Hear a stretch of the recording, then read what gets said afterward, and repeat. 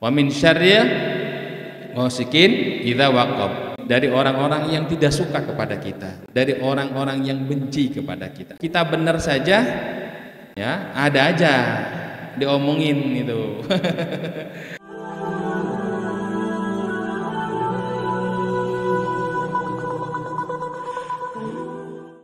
Alhamdulillah, segala puji hanyalah milik Allah. Alhamdulillah, di pagi hari ini kita masih diizinkan oleh Allah Subhanahu wa ta'ala bisa bersilaturahim, bisa bertolabul ilmi. Alhamdulillah, di pagi hari ini kita diberikan keberkahan oleh Allah Subhanahu wa ta'ala. Amin ya rabbal alamin. Alhamdulillah, Bapak Ibu yang dirahmati oleh Allah Subhanahu wa ta'ala, Nabi berkata, khairun nasi man tala umruhu wa hasuna amaluhu, wa syarrun nasi man tala umruhu wa sa'a amaluhu. Sebaik-baiknya manusia itu adalah yang umurnya panjang dan amal ibadahnya baik. Dan sejelek-jeleknya manusia adalah yang umurnya panjang dan amal ibadahnya jelek.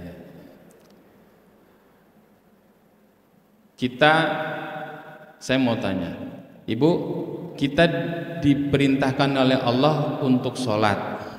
Apakah kita sholat? Sholat. Apakah Allah sholat? Tidak. Allah menyuruh kita puasa. Apakah Allah puasa? Tidak. Tapi ada yang diperintahkan oleh Allah, yang dilakukan Allah dan seluruh malaikatnya. Apa itu? Sholawat. Innallaha wa malaikatahu yusholluna 'alan nabi ya ayyuhalladzina amanu shollu 'alaihi wasallimu taslima. Jadi Allah saja bersolawat dan seluruh malaikat semuanya bersolawat. Maka salawat dan salam semoga tetap dilimpahkan kepada baginda kita, Imamul Muttaqin, Imamul Mujahidin, Habibanal Karim, Nabi besar Muhammad sallallahu alaihi wasallam. Jadi kali ini saya ingin membahas sesuatu yang berbeda dengan tema apa, Bu? Ada yang sudah baca di situ? Konsep ruqyah. Ya, Bu ya? Apa? Ruqyah. Nah, jadi kalau ceramah-ceramah lain mungkin sudah banyak, tapi kali ini kita membahas tentang konsep ruqyah. Apa itu arti ruqyah? Ruqyah itu artinya bacaan atau mantra. Apa, Bu? Bacaan atau mantra. Ada ruqyah yang syar'iyah, ada ruqyah ghairu syar'iyah. Ada ruqyah yang sesuai dengan syariat Nabi, syariat Islam, ada ruqyah yang tidak sesuai syariat. Nah, jadi ini penting sekali. Sekarang banyak yang tren, yang lagi viral, ya Bu ya, orang kesurupan, orang kena guna-guna. Wiqayatul insi minal jinni wasihar, proteksi kita dari gangguan jin dan sihir. Ya. Kemarin biasanya kalau dengar azan, ini bukan nyinggung nih. Kalau dengar azan kita berhenti ya Bu ya. Nah, ini orang datang suruh berhentiin azan. Itu ada tamu Bu, katanya azannya harus berhenti katanya gitu. Biasanya kalau orang yang dengar gangguan azan itu ada jinnya biasanya itu, jin kafir. Maaf ini. Jadi kalau di dalam hadis itu, apabila jin mendengarkan azan, di kuping diazankan, maka dia akan mengecil azan jin itu seperti lalat, gitu ya, dan takut dengan azan. Kenapa? Nah seperti itu. Nah kemudian Ibu, bagaimana orang itu, jin itu bisa masuk dalam tubuh kita? Ini maaf, Jadi ruqyah itu bukan hanya medis saja atau non medis. Jadi ada dua, bukan hanya keluar jin saja, juga penting untuk pengobatan medis. Jadi bukan hanya keluar jin saja, mengeluarkan jin yang kesurupan, mengeluarkan jin yang guna-guna, bukan.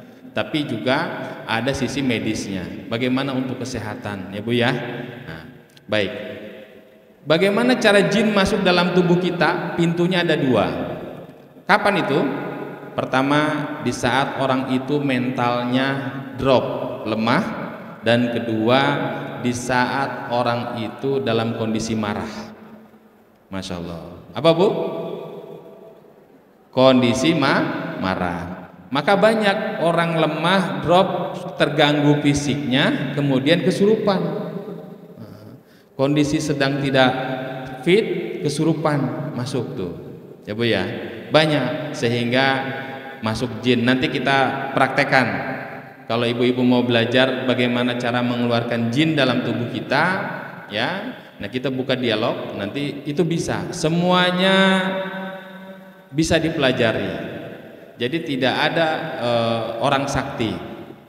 Nih, dulu ada istilah orang pinter, ya Bu ya. Aji mandraguna, ajian tidak berguna. Ya, ada Ki Joko apa itu? Ki Joko bodoh katanya, yang lain pintar, tapi yang jadi yang bodoh yang mana sebetulnya gitu kan? Nah, tapi alhamdulillah dengan izin Allah beliau sudah bertobat, Ibu. Ki Joko bodoh sudah bertobat, sudah tidak lagi melakukan jual beli jin. Nah, Ibu ada yang pakai jin nggak? Hah? Nah, itu jin dari Tanah Abang itu. Jinnya banyak Bu, 502 itu, 502. Jinnya apa? Lepis. Nah, jadi jangan-jangan ada jinnya itu kan, nah, atau jual beli jin itu.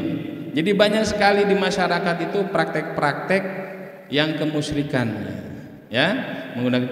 Padahal kita lihat dalam surat Luqman itu berpesan kepada anaknya, ya bunayya la tusyrik billah inna syirka la zulmun adzim. Hei anakku, janganlah engkau melakukan praktek-praktek kemusyrikan, karena itu adalah dosa yang sangat besar sekali. Ya, jadi banyak, tipis sekali Ibu antara dukun dan ustadz. Banyak ustadz berkedok dukun, atau mungkin dukun berkedok ustadz. Banyak sekali ini, penting. Saya alhamdulillah kebetulan, karena ini dari pengalaman saja, 4,5 tahun ngobatin orang-orang stres, orang kena guna-guna. Kalau bicara saya mati, mungkin saya sudah mati, ya Bu ya.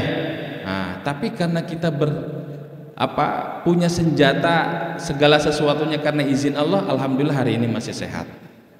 Ya, jadi tidak ada yang sakti. Rasulullah saja berdarah Bu ketika dilemparin batu oleh kaum Quraisy. Jadi tidak ada yang sakti di dunia ini. Ya, tidak ada yang sakti. Selagi yang sakti itu adalah orang yang memang benar-benar mendekatkan diri kepada Allah. Itu orang yang hebat. Orang yang sakti itu orang-orang yang seperti itu. Jadi banyak praktek-praktek yang sekarang itu kondisi di negara kita hampir 75%, apalagi orang tinggal di Jakarta, itu banyak orang yang stres. Di jalan aja sudah stres, Bu ya. Di jalan aja udah macet, di kantor udah stres, udah ada persaingan, macam-macam itu, macam-macam sekali. Jadi saya ngelihat ada perempuan yang tidak nikah seumur hidup, bagaimana itu? Nah, padahal kata Allah, jangan berkecil hati, insya Allah Allah akan siapkan bagi orang yang tidak nikah atau perempuan yang tidak nikah nanti bidadara di surga.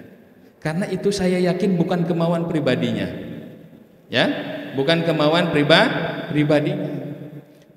Atau orang yang tidak nikah itu bisa jadi dalam tubuhnya ada jinnya atau disukai oleh jin, bisa jadi begitu.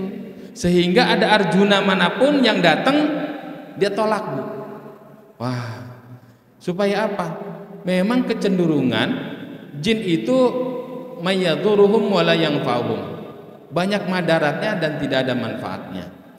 Orang yang pakai susuk, dia melakukan mantan-mantan PSK itu, dia bisa melakukan hubungan dengan banyak orang, selingkuh, 2 lingkuh, 3 lingkuh, 1000 lingkuh. Atau suami istri, ya Bu ya, dengan suaminya sampai cerai. Nah, itu gimana? Mari kita lihat dalam surat Al-Baqarah ayat 102. Di situ dikatakan may yufarriquna bihi bainal mar'i wa zawjihi wa ma hum bidharina min ahadin illa biidznillah. Jadi sampai suami istri itu cerai gara-gara ada tubuhnya ada jin.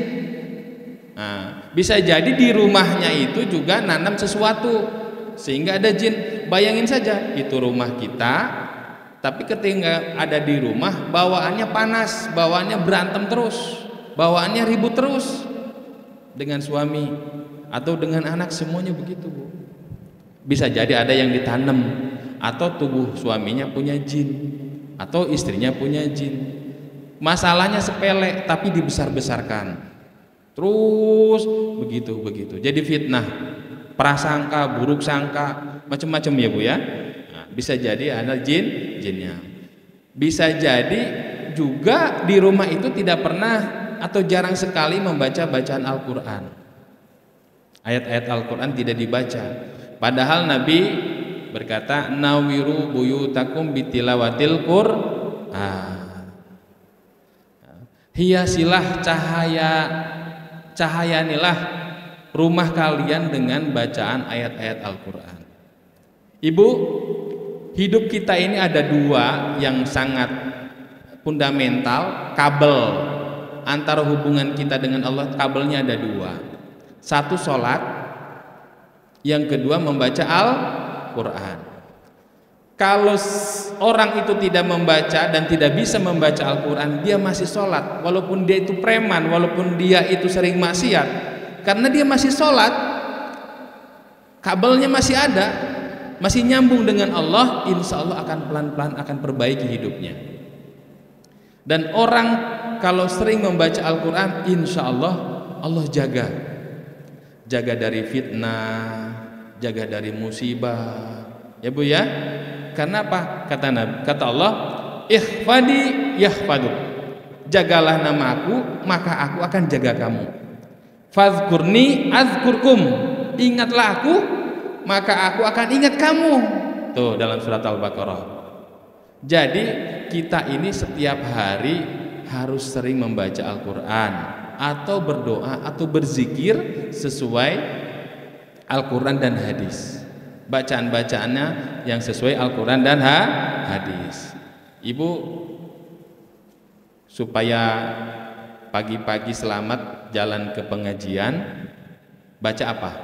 Minimal kata Nabi, baca tasbih subhanallah walhamdulillah wala ilaha illallah wallahu akbar, baca 7 kali subhanallah walhamdulillah wala ilaha illallah wallahu akbar, subhanallah walhamdulillah wala ilaha illallah wallahu akbar, subhanallah walhamdulillah wala ilaha illallah wallahu akbar, baca 7 kali. Barang siapa yang berzikir atau membaca tasbih di pagi hari, maka Allah akan proteksi orang itu dari pagi sampai sore. Barang siapa membaca doa Abu Darda, ada yang tahu doa Abu Darda? Doa yang diberikan Rasulullah kepada sahabat yang bernama Abu Darda. Ya, insya Allah dihipnotis tidak mempan, ya Bu, diguna-guna tidak mempan. Insya Allah itu ibu boleh searching di Google, doa Abu Darda. Hukumnya wajib hafal seperti bacaan Al-Fatihah. Nah, bacanya seperti ini. Bismillahirrahmanirrahim. Allahumma anta rabbi la ilaha illa anta alaika tawakkalna wa anta rabbul arsyil azim. Masyaallahu kana wa ma lam yasha lam yakun, la haula wala quwata illa billahil aliyil azim. Na'lamu anna Allah ala kulli syai'in qadir wa anna Allah qad ahata bi kulli syai'in ilma. Allahumma inna a'udzubika min syarri nufusina wa min syarri sayyiatina wa min syarri kulli dzabah anta akhidun binasiyatiha inna rabbi ala siratim mustaqim. Ini bukan Sayyidul Istighfar ya Bu, agak beda tipis. Itu nanti baca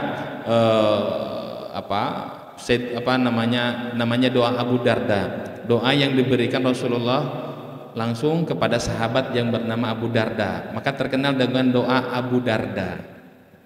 Ya, baik. Bagaimana kalau kita misalkan di ruangan itu atau di rumah itu supaya tidak ada jin? Ya. Atau ibu-ibu nih kalau malam-malam mungkin mau ke dapur, dapurnya luas. Ya Bu ya. Kalau siang ibu ke dapur nggak takut. Tapi kalau malam ke dapur, wah, gimana ini? Ya, ada perasaan takut atau apa? Minimal baca assalamualaikum. Hadisnya jelas tuh Bu. Baca assalamualaikum. Karena jin itu akan bertempat atau tinggal di sebuah tempat yang memang tidak mau berhubungan dengan orang-orang baik, orang-orang soleh. Ya, bacanya assalamualaikum. Bagaimana supaya tubuh kita tidak dilihat oleh jin? Minimal ketika buka baju baca bismillah. Bismillahirrahmanirrahim. Nah, ibu kalau ada orang kesurupan atau ada orang ini, barang siapa yang di rumahnya dibacakan satu surat full, surat Al-Baqarah, maka tidak akan ada satupun jin yang masuk dalam rumah itu. Itu hadisnya jelas. Dan jin itu akan keluar masuk Bu. Ya Pak ya, akan keluar masuk. Pengobatan orang yang dalam tubuhnya ada jin itu sama dengan medis. Ya, ada medis dan non medis. Jadi kalau dalam tubuh kita itu ada 75% itu penyakitnya mental, non medis. Kalau mentalnya terganggu, semuanya pada sakit Bu. Badannya pada sakit, nggak enak, kaki. Kalau kita dalam tubuh kita yang sakitnya fisik, ya, kita jatuh dari motor keseleo itu dibetulin aja langsung sembuh, betul ya? Nah, tapi kalau mental itu beda. Maka obatnya apa? Al-Quran, zikir. Nah, kalau Rasul obat-obat dalam ruqyah itu, alat-alat yang biasanya dipakai dalam ruqyah, pertama apa? Garam. Kedua sapu lidi. 3 air. Ya Bu ya. Itu yang paling umum. Nah, garam itu bisa buat mandi, ya, atau bisa buat ngusir di pojok-pojok tuh. Bacanya bismillahi Allahu akbar. Bismillahi Allahu akbar seperti lempar jumroh. Ya, lempar jumroh di pagar baca bismillahi Allahu akbar. Buat kita bisa, atau juga air hujan, air dibacakan satu surat Al-Baqarah full, tiupin. Nah, kenapa harus ditiupin? Nah, ini kuncinya Bu. Jin itu ketika menyerang atau kita itu biasanya 3 hari, Senin, Selasa, Rabu, Kamis, Jumat, Sabtunya itu dia santai. Kita biasanya agak baik. Hanya 3 hari, tapi besoknya diserang lagi begitu. Jadi per 3 hari. Nah, jamnya jam tertentu itu bisa baca di situ sedikit keterangan, nanti bisa diskusi ya Bu ya. Cara kerja jin itu bisa nggak disembuhkan orang yang gila? Bisa, karena awalnya dulunya sehat, sembuh, normal seperti biasa. Maka ketika dia dibacakan Al-Quran, diobati dengan cara ruqyah, dia akan sembuh. Alhamdulillah tadi saya pengalaman 4 tahun setengah, saya dengan guru saya sehari itu bisa pasien mungkin, maaf Pak Haji Ike, itu sampai ada 25 pasien. Ada jin Kalimantan, ada jin Bogor. Iya, ada jin, ada orang lumpuh. Bagaimana orang bisa bikin gila? Bagaimana? Jadi kita ngelihat, wah sekarang itu katanya orang istimewa indigo, bisa melihat jin. Hari ini Pak Haji Ike jam 9 pagi di Ahaduha pakai baju putih, pakai peci, pakai celana hitam. Kata dukunnya kemarin tuh begitu Pak Haji Ike ini. Siapa yang ngasih tahu? Jin. Jadi si jin itu bisa menginformasikan apa yang terjadi hari ini. Ibu pakai baju apa, lagi ngapain, spionasinya jin yang membisikkan jin. Kalau di sini ibu sering lihat apa uka-uka itu ya, praktek pemburu hantu ya, gelarnya SAG tuh, sarjana alam gaib. Atau MAG, master alam gaib. Ya, jadi itu dukun tapi berkedok ustadz, padahal bukan ustadz. Nah, jadi ketika tahu di situ ada jin, di pojok itu ada jin, dari buaya, jin harimau, macan, siapa yang ngasih tahu? Temennya, itu jin. Jadi kita tidak bisa melihat jin kecuali dalam tubuhnya ada jinnya. Begitu Ibu. Baik. Nah, ini nanti bagaimana cara mendeteksi orang yang ada jinnya, ciri-cirinya. Ya Bu ya. Pertama emosional. Kedua ya itu cepat tersinggung ya, cepat. Inna syaitana yajriya fi majrid dam. Setan atau jin itu adanya dalam aliran darah. Sehingga ketika dia masuk ke pembuluh otak, pembuluh darah, dia memicu pusing. Ya Bu.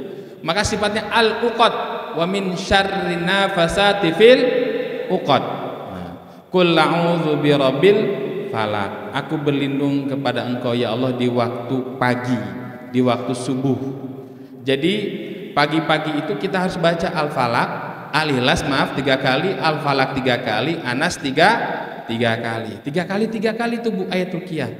Nah, jadi wa min syarrin nafasati fil uqad. Nafas tiupkan.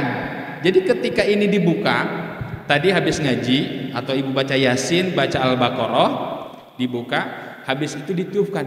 Wa min nafasati fil uqad. Al-uqad bisa dikatakan al-uqad itu adalah ubun-ubun. Maka kalau uqad itu akad, ikatan, simpul, ya, ubun-ubun. Maka kalau nikah itu akdun nikah, betul ya Bu ya? Nah, ada istilah akad nikah, akad persetujuan, persengkongkolan, kesepakatan. Nah, itu Bu. Nah, ini penting bagaimana sihir itu masuk dalam ubun-ubun. Qul a'udzu birabbil falaq min syarri ma khalaq, dari kejahatan makhluk.